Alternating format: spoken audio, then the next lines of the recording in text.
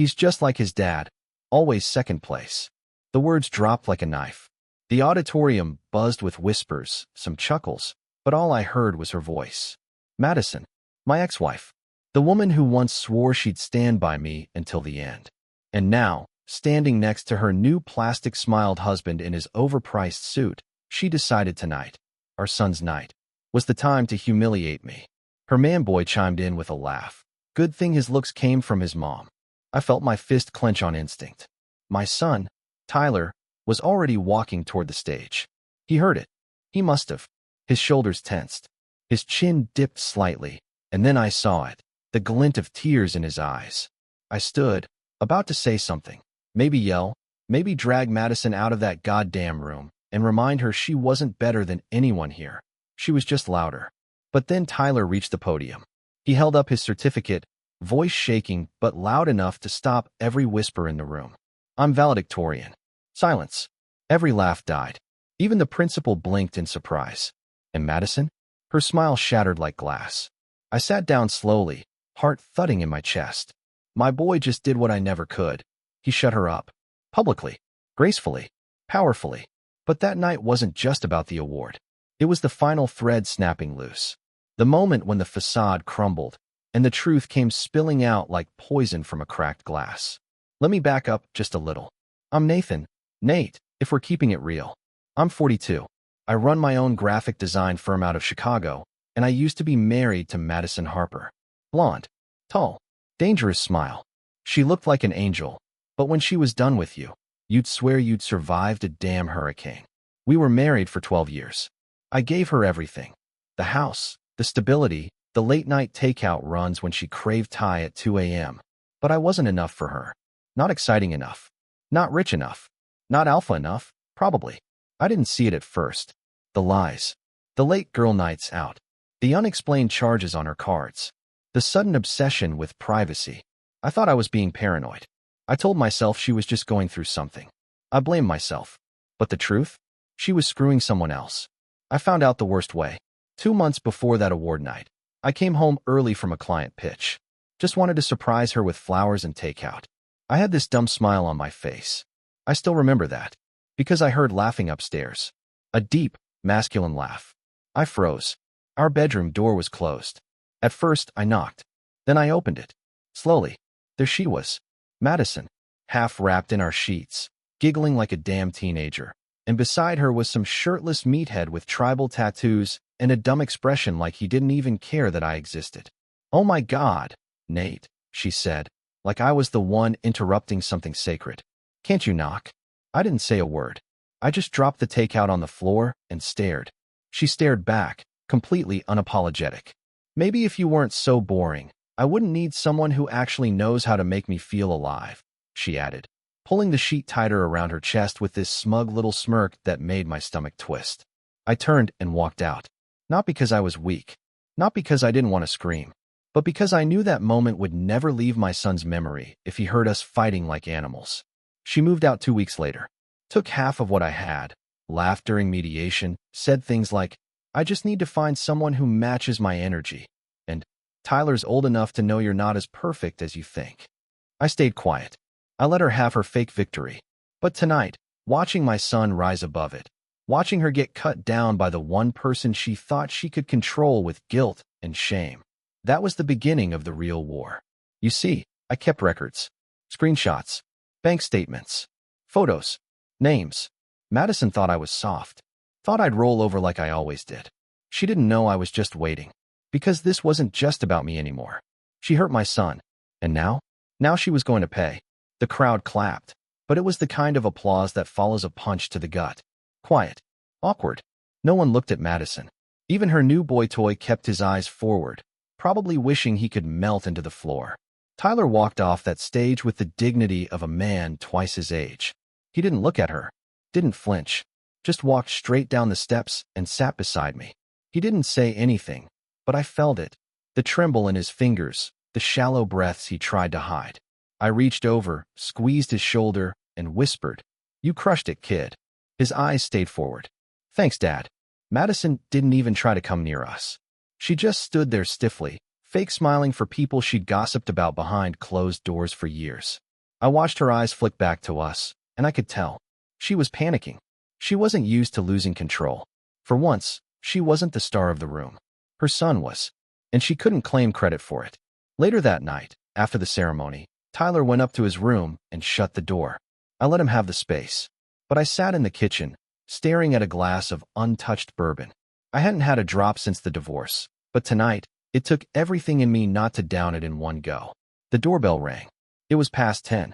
I opened the door, and there she was, Madison, hair perfectly curled, perfume heavy, lips pressed into a fake little smile, like we were still some polite suburban couple playing house.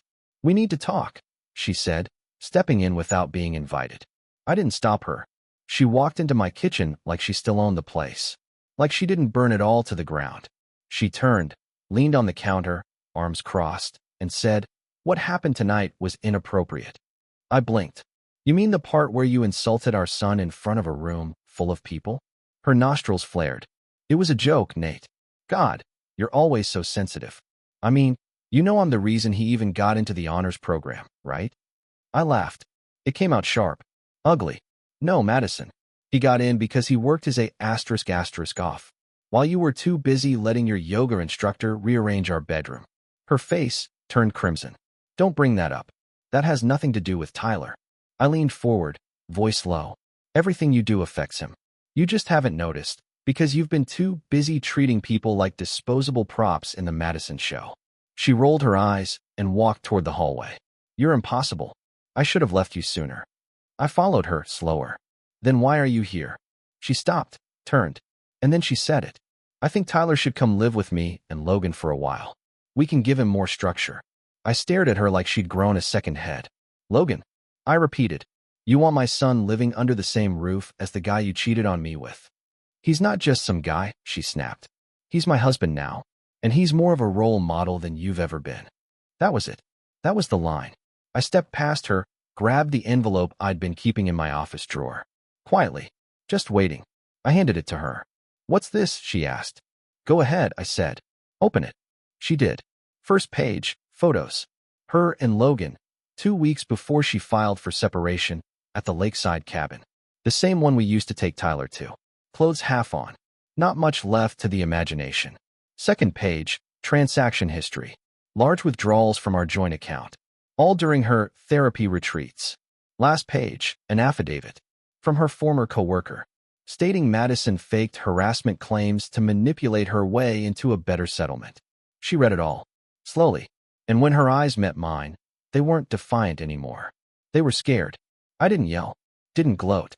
"I haven't used any of this," I said quietly. "Not yet." She swallowed. Hard. "Why now?" "Because you don't get to mess with Tyler's life anymore. You've done enough damage." Her voice dropped, venomous again. "So what? You're threatening me now?" "No," I said. "I'm protecting my son." She stormed out without another word. Slammed the door so hard the frame shook. Upstairs, I heard Tyler's door creak. I didn't go to him. Not yet. Instead, I sat back down at the table, the bourbon still untouched. And for the first time in a long, long time, I smiled. This wasn't over. Not even close. The next morning, I found Tyler already dressed, bag slung over his shoulder, sitting at the kitchen table eating dry cereal straight from the box. He didn't look up when I walked in. Just kept munching, eyes glued to nothing in particular. "Did you hear her last night?" I asked. He nodded once. "Yeah." I waited, hoping he'd say more. He didn't. "She won't be bothering us anymore," I said, pouring myself some coffee I didn't even want. "She's still my mom," he mumbled. That one hit harder than I expected, because he was right. No matter what she'd done, no matter how deep she sank into her own lies and ego, she was still the woman who used to sing to him when he had fevers, who bought matching pajamas every Christmas, who painted his damn room sky blue when he was obsessed with airplanes. She was a bitch, but she was his mom. And that's what made her betrayal so much worse. I leaned on the counter and sighed. "You know you don't have to pretend you're okay." He shrugged. "I'm not pretending. I'm just tired." We rode to school in silence. Before he got out, he turned to me and said, "You don't have to fight her for me, Dad. I already chose." That stuck with me all day. He already chose. Later that afternoon, as I sat at my desk trying to review a logo revision for a client I didn't even care about, my phone buzzed. Unknown number. I ignored it. Buzzed again. Voicemail. A minute later, a text came through. We need to talk. You don't want this to get ugly. Madison. I laughed out loud. In the quiet of my office, it came out hollow. Of course she'd spin it. Of course she'd try to flip the narrative, make herself the victim. That was her thing. Her talent. She could be burning your house down while convincing everyone she was trying to warm you up. I ignored her again. 2 hours later, I got a call from Tyler's school. Principal Jenkins. A guy with a voice like a worn-out lawnmower and no tolerance for nonsense. There's a bit of a situation, Mr. Walker, he said. My stomach dropped. What kind of situation? Your ex-wife showed up unannounced. Tried to check Tyler out of school early. There was a disagreement. By the time I got there, Tyler was in the main office, arms crossed, legs bouncing with nervous energy. Madison was standing beside him, holding her phone like a weapon, lips tight, fake crying for the receptionist. She's not even on the approved list, Jenkins told me. Your custody agreement says you have sole decision-making rights during the week. She's just mad she lost the spotlight, I muttered. Mr. Walker, she snapped, turning to me. You can't keep him from me. I am his mother. And I'm his father, I said calmly. The one who shows up. The one who doesn't use him as a pawn to save face. Tyler stood. I'm not leaving with her. That was it. That one sentence. And something in Madison's eyes broke. A flicker of defeat. Then, as always, she shifted gears. You poisoned him against me, she hissed. You always wanted to make me look like the villain. You didn't need help with that, I said. Security escorted her out before it got uglier. She screamed something about lawyers and slander, and you'll regret this. But no one was listening. Not even Tyler. We rode home in silence again. This time it felt different. Quieter in a peaceful way. That night, I tucked Tyler in like he was 5 years old again. He didn't protest. Just let it happen. Before I walked out, he said, You think she's ever gonna change? I paused at the doorway. No, but we don't have to let her control the story anymore. He nodded, rolled over. I stayed up late, scrolling through old photos. Family trips. Christmas mornings. Her fake smiles, his genuine ones. I stared at the timeline, the way it slowly rotted under the surface while I smiled for the camera like a damn fool. Then I opened my email and sent a message to my lawyer. Subject, full custody. Let's move forward. 2 days passed without a word from Madison. That alone was suspicious. Silence was never her game. She thrived on chaos, on reactions, on making you second-guess yourself until you couldn't remember what you were even angry about in the first place. When she went quiet, it wasn't peace, it was planning. I should have known she'd strike where it hurt the most. It was Friday morning. I dropped Tyler at school, gave him $20 for the pizza fundraiser, and he actually smiled before hopping out of the car. I remember that smile. It stayed with me, gave me this weird sense of hope, like maybe we were finally on the other side of this whole mess. Then my phone rang again. This time it was Logan. Yeah, him. Her husband. The walking gym ad who somehow managed to say bro and namaste in the same sentence. Hey, Nate, he said, his voice oily and smug. We should talk, man to man. I didn't say anything. I know things got a little heated with Mads, he continued, like we were old pals reminiscing about a bar fight. But dragging lawyers into it? That's not cool, dude. She tried to take my son out of school without permission, I said. Yeah, well, she was just emotional. She's a mom. She's a liar. Silence. Then he said it. I'd hate for certain things to come to light. You know, things that might make the court question your stability. I almost dropped the phone. Are you threatening me? I asked. Nah, man. Just saying, we all have skeletons. And it'd be a shame if, like, a certain anonymous tip ended up at child services. My jaw tightened. Try me. Click. That was it. He hung up. I stood there in my kitchen, phone still in my hand, heart pounding in my ears. That's when I realized Madison wasn't just playing dirty. She was going nuclear. And she was using that idiot as her missile. I called my lawyer immediately. Told her everything. She calmly told me we'd get ahead of it. File for an emergency protective order if necessary. Submit the custody petition sooner. But even with all that logic, I couldn't shake the fear. I looked around my home. The drawings on the fridge, the sneakers kicked off by the door, Tyler's beat-up guitar leaning against the couch, and I knew what was at stake. Later that night, after dinner, Tyler was on the couch playing some open-world zombie game. I sat beside him, waited until he paused it. Hey, I said, I need to ask you something. He looked at me, cautious. Has Logan ever said anything weird to you? Or made you uncomfortable? His eyes narrowed. Why? Just be honest with me, okay? Anything. Jokes. Comments. Whatever. Tyler looked down at his controller, thumb brushing the joystick slowly. He's just annoying. Tries to act cool. Calls me little bro. That's it. Okay, I said, but I made a mental note to keep watching closely. The next day, I got a call from my lawyer again. They filed a temporary motion to challenge custody, she said. They're claiming emotional neglect and financial instability. I almost laughed. Emotional neglect? From the woman who missed half of Tyler's birthdays? From the woman who let her new husband treat our son like a roommate who overstayed his welcome? But this wasn't just some insult now. This was war.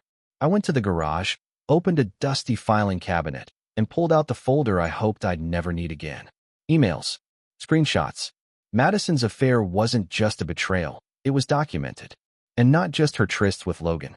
There were others before him. Men she met on business trips. Flirtatious messages that turned explicit. Proof she was cheating long before she ever admitted it. She once accused me of emotional manipulation because I forgot an anniversary during a work crisis. Meanwhile, she was sending half-nude pics to a guy named Chris, hotel room 319. I took everything, scanned it, uploaded it to my lawyer. Use whatever you need, I said. That night, Madison texted me. I told you this would get messy. You could have just let things be. I didn't respond. She didn't deserve words anymore. But Tyler did. I walked into his room. He was sitting on his bed, earbuds in, hoodie half-zipped. Hey, I said. He pulled one butt out. Yeah. Just wanted you to know, I'm fighting for you. All the way. No matter how long it takes. He looked at me for a second, then nodded. I know. And for the first time in a long time, I believed it. The court date came faster than I expected. It was one of those gray-skied Tuesdays where the whole world feels like it's holding its breath. Tyler stayed home from school with my sister, who took one look at me that morning and just said, "Go get her." I showed up in a navy suit I hadn't worn since the divorce hearing, the same one Madison once called safe and sad. Fine by me. Safe and sad had gotten me this far without throwing a chair through someone's windshield. Madison arrived 5 minutes late in a white pantsuit that probably cost more than my monthly mortgage. She was holding Logan's hand like she was walking into an awards show, not a custody battle. He had that usual smug look on his face, like he was one protein shake away from offering the judge a handshake and a sales pitch. Our lawyers did the talking. I watched Madison avoid my eyes the whole time. Even when the judge brought up the school incident. Even when the screenshots were presented, the messages, the payments, the travel overlaps. She flinched a little when her past lovers were named. I counted 3 different men. None of them were Logan. Logan shifted in his chair. Guess that was news to him. Guess his spiritual aura didn't see that one coming. Then the judge turned to me. Mr. Walker, do you have anything you'd like to say? I stood. My hands didn't shake. I was tired, but not scared. I'm not perfect, I said, but I've been present. Every morning, every lunchbox, every parent-teacher conference, every time he had a fever or couldn't sleep. I've been there. I've made mistakes, but never once have I made my son feel like second place. I paused, looked at Madison. I can't say the same for her. Logan scoffed. Madison whispered something to him, too quiet to hear. The judge leaned back in his chair. Thank you. I'll have a decision by Friday. We walked out without speaking. Madison didn't look as confident anymore. Logan tried to act like nothing had changed, but he wouldn't meet my eyes either. That night, I told Tyler everything. Not the messy details. He didn't need to know about hotel rooms or half-naked selfies, but enough. She's trying to fight for more time, I said, even after everything. He was quiet for a moment, then asked, what happens if she wins? She won't. But what if she does? I thought about that for too long. Then I told him, if she does, I'll still be right here. I'll still be your dad. Nothing she or anyone else says can change that. He nodded, but there was something else behind his eyes. Some mix of fear and fury he didn't know how to say out loud. I knew that looked too well. I'd worn it once, at his age, when my own father walked out for good. 2 days later, I got a call from the school. Again, only this time, it wasn't about Madison showing up uninvited. It was about Tyler. He'd punched a kid, hard enough to crack a lip open. When I got there, he was sitting outside the principal's office, one hand wrapped in a cold compress. What happened? I asked. He didn't say anything. The principal told me it started with a joke. Another kid, someone whose mom was friends with Madison, called Tyler the charity case, said he was too weak for his mom to love. And Tyler snapped. I took him home without a word. We sat in the car for 5 minutes in silence before he finally broke. I hate her, he said. I hate that she still has any control over my life. Over yours. Over anything. I looked at him, this kid who used to fall asleep on my chest after bedtime stories, and now here he was. Angry, broken, just trying to keep from falling apart. I know, I said. But you don't become her. You hear me? You don't become her. That Friday, the judge delivered the decision. Full custody to me. Visitation with Madison would be supervised. Limited. Reviewed every 6 months. She lost it in the hallway. Screamed at her lawyer. Threw her purse on the ground. Logan just stood off to the side, arms crossed, expressionless. When she saw me walking past, she lunged, tears streaking her makeup, rage in her voice. This isn't over, Nate. You think you won? You think you're some hero? I didn't stop walking. Didn't look at her. I'm not the hero, I said. I'm just the parent who stayed. I thought winning custody would feel like peace. It didn't. It felt like crossing the finish line of a marathon while the road behind you was still on fire. The next week, Tyler didn't say much. He went to school. He came home. He sat at the kitchen table doing his homework without asking for help. He didn't ask about Madison, and I didn't bring her up. But she hovered, like smoke that lingered in the walls long after the fire had gone out. Then one night, around 11 p.m., my phone buzzed. It was a text from an unknown number. Check your porch. At first, I thought it was a prank. But when I looked through the peephole, my gut dropped. There was a box. Brown. No markings. Sitting dead center on the welcome mat like something out of a bad movie. I opened the door slowly, crouched, and lifted the lid. Inside was a photo album. The one we'd made for Tyler's 8th birthday. The one I thought she'd taken during the split and thrown out or burned in one of her tantrums. I opened it carefully, page by page. There were pictures I hadn't seen in years. Tyler holding his first fish, dressed as a pirate for Halloween, asleep on my chest in the hospital room when he was born. But wedged between those memories was something else. A letter. You win. I'm leaving town. Don't bother looking for me. I already lost him. And now I don't know who I am. Just don't let him forget I existed. No name. No signature. But I knew her handwriting. Knew the dramatic flair.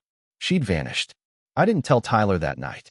I put the album in the closet, deep behind old boxes and coats, and sat in the dark for a long time. A part of me felt relief. Another part? Panic. Because for all the destruction she caused, for all the betrayal, she was still his mother. And now, she was gone. Again. By her own choice. But it would still be another scar he'd carry. The next morning, over pancakes, I asked him how he'd feel if his mom went away for a while. He didn't even blink. She already did. I nodded slowly. She might be gone for longer now. He stabbed a pancake with his fork. Okay. That was it. No tears. No questions. Just okay. But I knew better. I knew my son. The way he clenched his jaw. The way he blinked faster than usual. That night, I left the album on his desk. Said nothing. Just placed it there while he was showering. The next morning it was gone. Not a word. But the next time I walked past his room, I saw it under his pillow. 3 days later, I got a knock on the door. It was Logan. Alone. He looked rough, like he hadn't slept in days. His usual smug confidence was stripped away.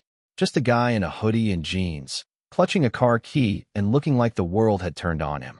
I didn't know she was planning to leave, he said. I didn't invite him in. I figured as much. He nodded, looked down. She left me too. I crossed my arms. Guess she got bored. He sighed. Yeah, probably. Just wanted you to know. I'm done. With all of it. I'm not fighting you. I'm not helping her. I was an idiot. I didn't argue. He looked past me, toward the living room where Tyler's guitar sat. He's a good kid. Doesn't deserve any of this. No, he doesn't. Logan looked at me like he wanted to say something else. Maybe apologize. Maybe justify why he ever laid next to my wife in my bed. But in the end, he just nodded and walked away. That night, Tyler asked me if people ever come back after they leave. I told him, sometimes they do. Sometimes they don't. But the ones who matter never let go in the first place. He was quiet for a long time. Then he said, you didn't let go. And I said, I never will. Because despite everything, her lies, her betrayal, The war she tried to start and then walked away from. I was still standing. And he was still here. Whole. And that was enough. Weeks passed. The air got colder. Leaves started turning. Tyler didn't say Madison's name again, and I didn't bring her up. He went back to his usual rhythm, school, guitar, occasional dinner jokes that didn't quite land but made me laugh anyway because it was him. His eyes held more quiet now. Not sadness. Not anger. Just a kind of stillness, like he'd finally accepted the storm was over, but he was still listening for thunder. Then, one Friday evening, I got an email. Subject: Inquiry regarding Tyler Walker, journalist request. At first, I thought it was spam. Then I read it. Some local paper was doing a piece on top students in the district. They'd heard about Tyler's valedictorian speech, the way he shut down his mom's insult with nothing but 5 words and a certificate. They wanted to feature him. I stared at the screen for a long time. I remembered how red his ears were that night, how his hand had trembled as he held that paper up. He hadn't even smiled. He'd just walked off stage like he was done pretending. I called him downstairs. He looked up from his phone. Yeah. I turned the laptop to face him. You're becoming famous, kid. He read it. Jaw tightened. No. They just want to talk about how you handled that moment. Your grades. Your plans. I said no. He turned to walk away, but I stopped him. Tyler. He stopped, back still to me. You did something powerful that night. You took her words, and you burned them down without yelling. Without revenge. You just stood in your truth. That matters. He turned, eyes sharp. It doesn't matter if I still think about it every night. If every time someone says mom, my stomach knots. If I still wonder if I did something wrong. If I made her like that. I stood up, walked to him, and put both hands on his shoulders. You didn't make her anything. You were a kid. She made her choices. Don't carry her poison, Ty. That's hers, not yours. His lip trembled, but he swallowed it. Just nodded. I'm not doing the article, he said. Okay. 2 hours later, I found a draft on the family laptop. He hadn't closed the document. It started with, I didn't want to be valedictorian. I wanted to be invisible. I closed it without reading more. He'd talk when he was ready. That Sunday, he came into the garage while I was fixing up the old bike he'd outgrown. She texted me, he said, voice low. I didn't look up. When? Last night. Just said, miss you. I'm sorry. I wiped my hands on a rag and leaned against the workbench. Do you want a reply? He shook his head. I deleted it. We sat there in silence for a while. Just the sound of tools clinking against metal. Do you miss her? He finally asked. I didn't lie. Yeah. I miss the version of her I thought was real. The one who made pancakes in your Batman apron. The one who laughed so loud at bad movies it made us both laugh harder. I miss that her. He nodded slowly. Me too. Then he looked up at me. But I don't want her back. And just like that, something lifted from both of us. It wasn't peace. It wasn't closure. But it was truth. And sometimes that's better. A month later, I stood at the back of Tyler's school auditorium again. Same rows of metal chairs, same smell of cheap carpet and vending machine coffee. But this time, no ceremony, no crowd. Just a quiet evening gathering for students and parents, some kind of mentorship event. Tyler had been asked to speak. Not about grades. Not about achievements. About resilience. He didn't want me to come. So, of course, I showed up anyway. Back row. Hoodie on. Invisible. When he walked on stage, he didn't look for me. He didn't need to. That boy knew I'd be there. He cleared his throat, gripped the mic like he was holding something fragile.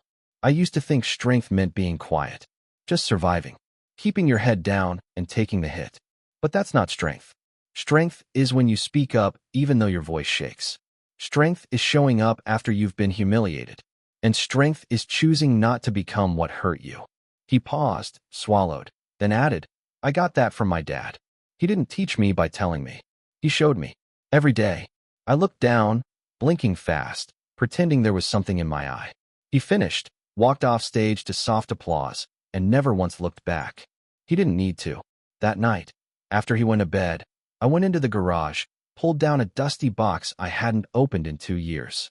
Inside was the last photo of us as a family. A beach trip.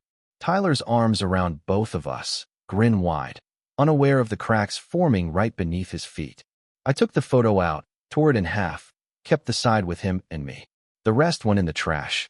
Sometimes, we hold on to things hoping they'll mean something again. But sometimes, letting go is the only way to start breathing. Madison never came back. Not really. There were a few emails over the next year, apologies dressed in excuses, attempts to fish for pity. But Tyler never responded. I stopped reading them. We moved on. Eventually, Tyler asked if we could move houses. Fresh start, he said. So we did. Smaller place, bigger backyard. One where he could hang up string lights and play guitar at night without neighbors complaining. Now, on warm evenings, I sit on that porch while he strums under the stars. He's got a full ride to college next year. Wants to study psychology. Help kids like him. Maybe be the voice he needed when things went dark. I asked him once if he ever wanted to tell his story publicly.